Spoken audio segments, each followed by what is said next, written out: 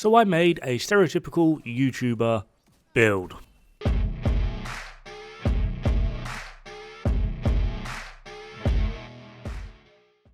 To make this build, I took inspiration from a variety of different YouTubers, compiled their knowledge, and then, like an infant suckling on the teat of wisdom, slammed it all into one build. I hate it. After spending the better part of my morning with this tapestry of wrongdoing and discarded outdated tropes, I reached one conclusion. Life is too long, and builds like this make it longer. Now, granted, this is just my own perception of this build, and once you see it, you'll understand why this contraption does not live up to this Brit's exceedingly expertly crafted colonial cup of tea.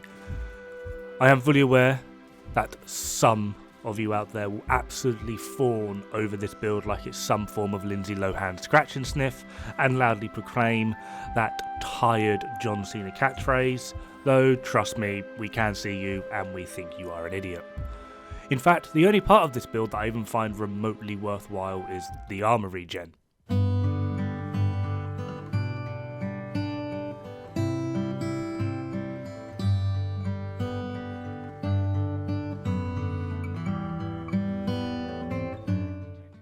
Though, this is entirely for a different reason.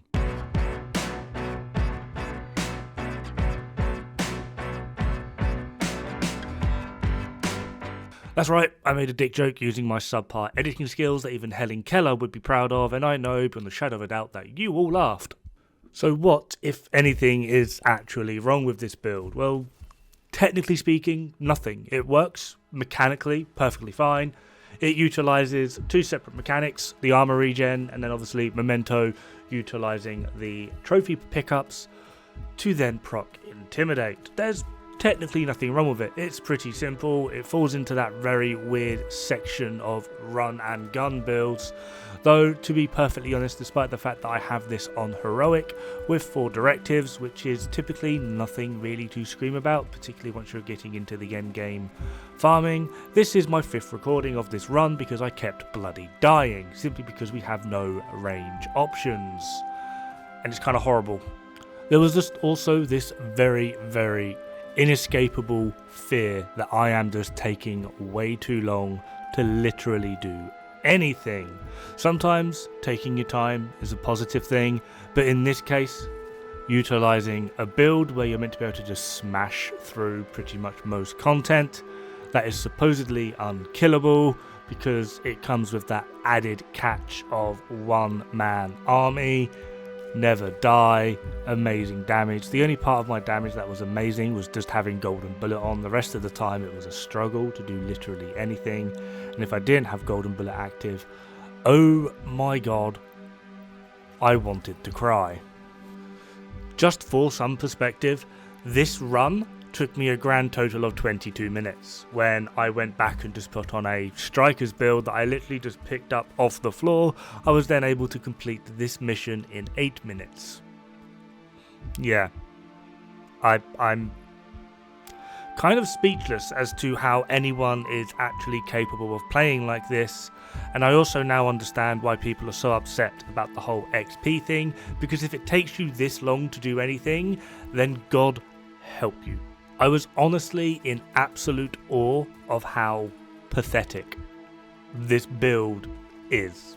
Just the overall feeling, the functionality of it, the lack of inbuilt usability, and everything just relying on I hope I don't die, which I feel was a very problematic way to play a PvE game with a respawn system. It's not like when you die, you lose things. It's not Tarkov. It's just, you start again.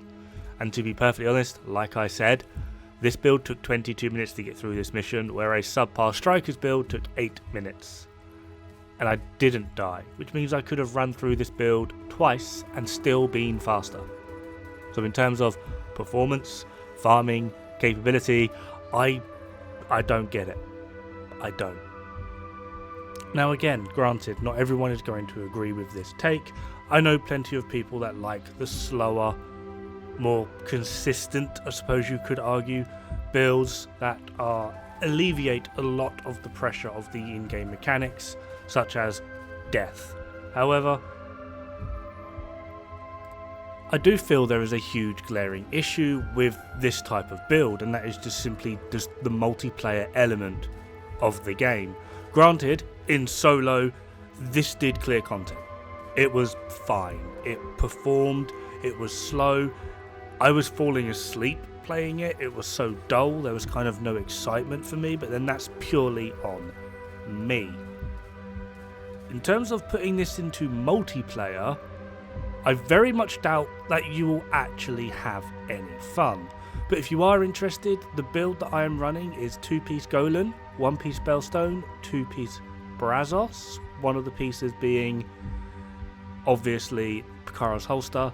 I have got very lucky and I have a full red perfect Intimidate, which is very, very handy. The idea behind this is essentially having like 5% armor regen, which is pretty handy.